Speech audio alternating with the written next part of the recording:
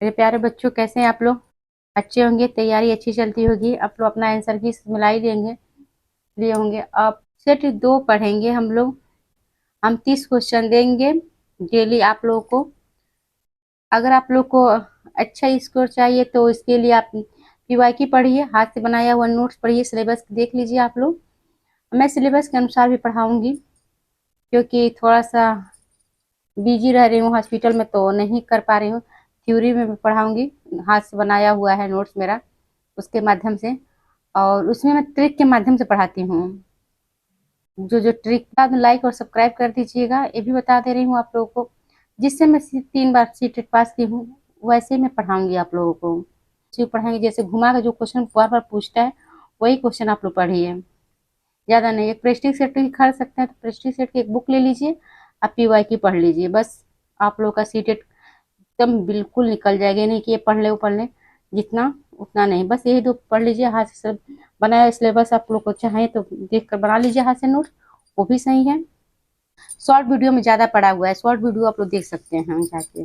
पहला है, सुविधाहीन और वंचित समूहों के शिक्षार्थियों को संबोधित करने के लिए एक शिक्षक को क्या करना चाहिए? जो सुविधाहीन हो बच्चे, उनको क्या करना चाहिए? जैसे ये है, सभी छात्रों में अपनेपन की भावनाओं को बढ़ावा देना चाहिए। क्या करना चाहिए सब बच्चों को लेकर? बच्चों को एहसास न मिले जैसे उन लोगों का ये मत हो कि हमें दूसरा जैसे व्यवहार किया जा रहा है, भेदभाव जैसे व्यवहार किया जा रहा है। बच्चों को ये महसूस न हो कि भेदभाव व्यवहार किया। सब बच्चों को अपनेपन का मतलब महसूस कराना चाहिए।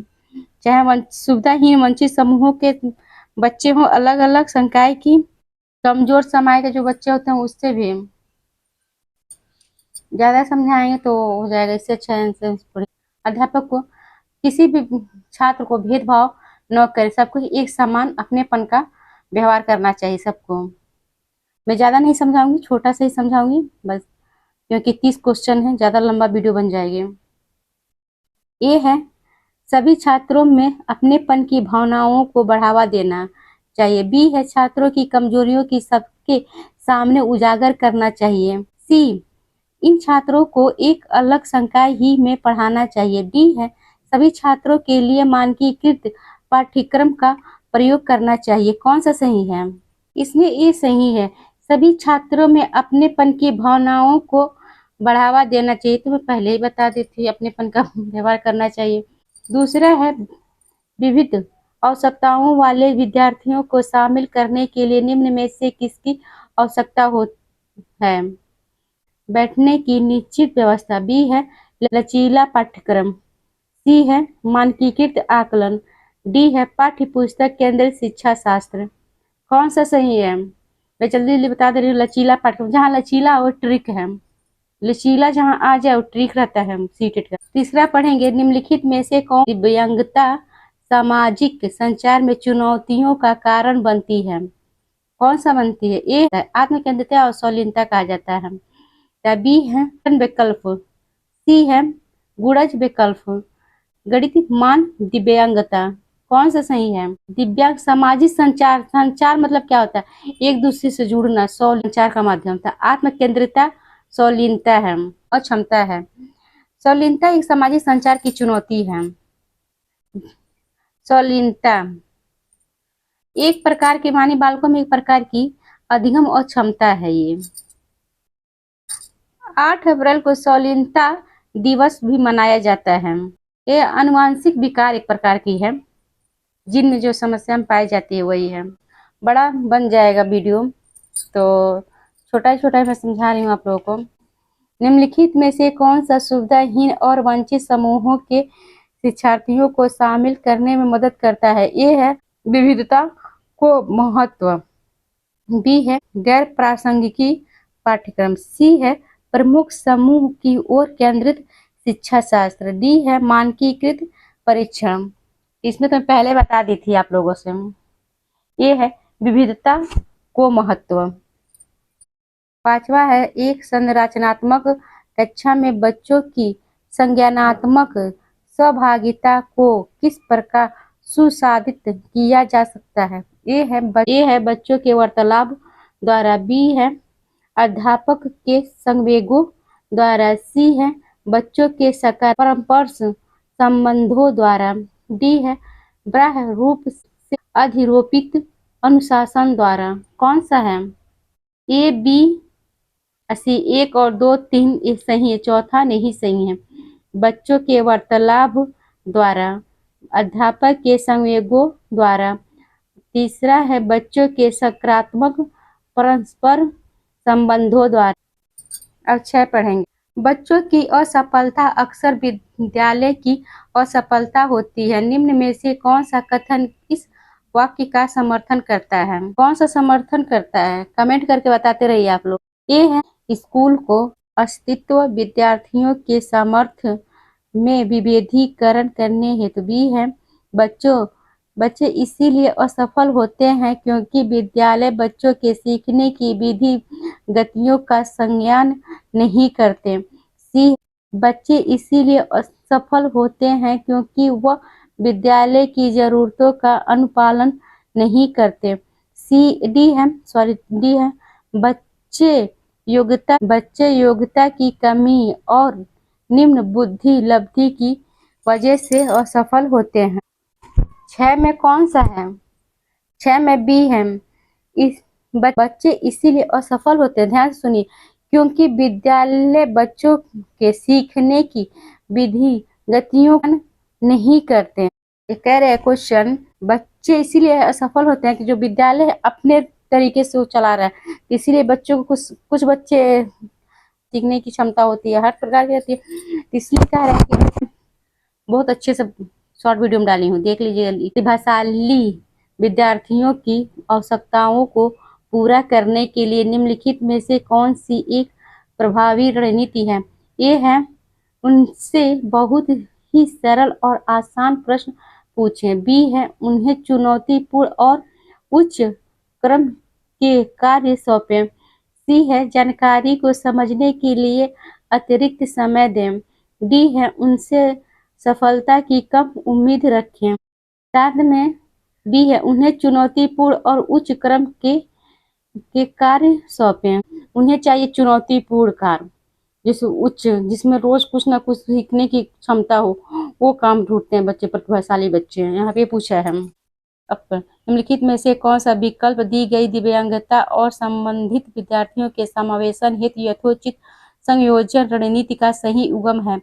ये है ध्यान न्यूनता, अति सक्रियशीलता, विकार, लंबी अवधि की फिल्में दिखाएं। बी है संलीनता, जितना हो सके एक ही समय सारणी दिनचर्या में लिप्त रखें।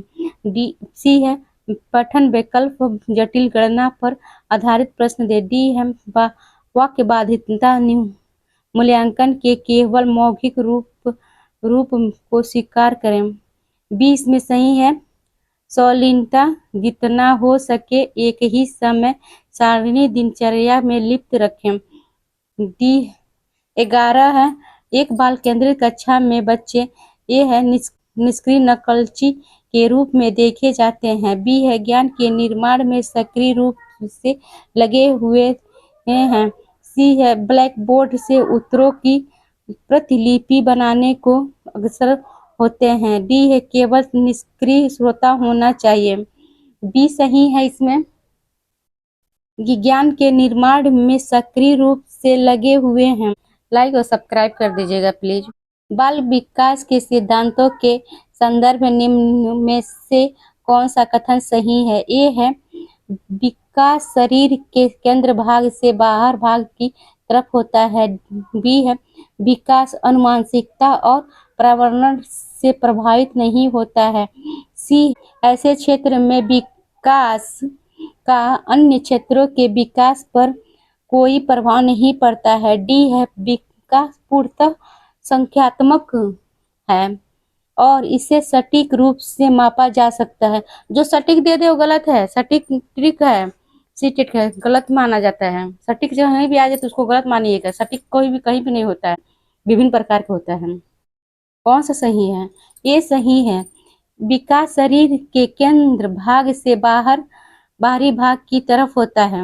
अभिकथन कक्षा में ये जो कथन कारक दिया रहता है तो उसमें जोड़ा जाता है। जो ऊपर पहले जो पूछा था कि इसमें क्या पूछा, सिर्फ ठीक नीचे वाला पूछा उसके जोड़ के कि अलग पूछा है। ये भी देख, कक्षा में प्रिंट समृद्ध वातावरण का सृजन बहुत महत्वपूर्ण है। तर्क है, उपकारी वातावरण भाषा विकास में अर्थपूर्ण भूमिका निभाता है। 13 में कौन सा सही है? देखिए, वातावरण यहाँ पे दिया है, वातावरण वहां पे दिया है, उपकारी दिया है, तो प्रिंट समृद्धि दिया है। हाँ, भाषा मतलब पूछा है दोनों। सृजन वहां पे दिया है, वहाँ वो अर्थपूर्ण दिया है। मिल रहा है कि नहीं? इससे आप लोग दोनों जोड़ सकते हैं, एक ही है, दोनों सही है और ए आर की सही व्याख्या करता है। तो देखिए, ए और आर दोनों सही और आर ए की सही व्याख्या करता है, वही सही है, यही सही है। ए और आर दोनों दोनों सही है, लेकिन आर ए की सही व्याख्या नहीं है। सी है, ए और ए सही लेकिन आर गलत है। डी है, ए और आर दोनों गलत हैं, ए सही है। इसका मैं पहले बता दी हूँ। 14 का है, आज समझा थोड़ा सा रही हूँ तो बहुत लंबा वीडियो बन रहा है। शब्द का अब समझाएंगे नहीं, थ्योरम समझाएंगे। शब्द का प्रयोग जैविक अंतरालों के लिए होता है, जबकि जय से बीच में शब्द का प्रयोग उन विशेषताओं के लिए होता है जिससे कि एक विशिष्ट संस्कृति पुरुषों और महिलाओं के लिए उपयुक्त मानी जाती है। लिंग, ये है लिंग जेंडर, बी है जेंडर लैंगिकता और सी है जेंडर लिंग, डी है लैंगिकता जेंडर। कौन सा सही है इसमें? ये सही है, लिंग और जेंडर। बहुभाषी कक्षा के लिए निम्नलिखित में से कौन सा कथन सर्वाधिक उपयुक्त?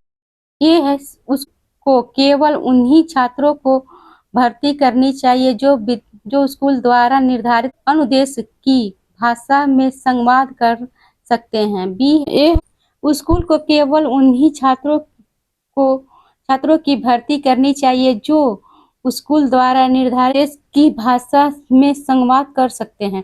बी है, शिक्षक को सभी भाषाओं का सम्मान करना चाहिए और छात्रों को उस भाषा में संवाद करने के लिए प्रोत्साहित करना चाहिए जिनका प्रयोग करने से उन्हें आसानी हो। सी, शिक्षक को उन छात्रों को दंडित करना चाहिए जो स्कूल द्वारा निर्धारित अनुदेश की भाषा के अलावा अन्य भाषाओं को संवाद करते हैं। डी है, स्कूल द्वारा निर्धारित अनुदेश की भाषा में ही सभी का मूल्यांकन होना चाहिए। इसमें भी सही है, शिक्षक को सभी छात्रों को सम्मान करना चाहिए और छात्रों को उस भाषा में संवाद करने के लिए प्रोत्साहित करना चाहिए जिनका प्रयोग करने में उन्हें आसानी। 16वां पढ़ेंगे, निम्न में से कौन सा कथन मूल्यांकन हेतु मानकीकृत परीक्षणों के संदर्भ में सही है? ये है, यह छात्रों को अपसारी चिंतन को प्रोत्साहित करते हैं। बी है, वे मूल्यांकन के सख्त ढांचों संरचनाओं पर आधारित है। बी है, वे अधिगमकर्ताओं की आवश्यकताओं और विविधताओं पर विभिन्न विधियों का प्रयोग करते हैं। ये मानते हैं कि प्रत्येक व्यक्ति भिन्न गति से सीखते हैं। 16 में कौन सा सही है? 16 में बी सही है। ये सम्मानकीकृत पूछा है,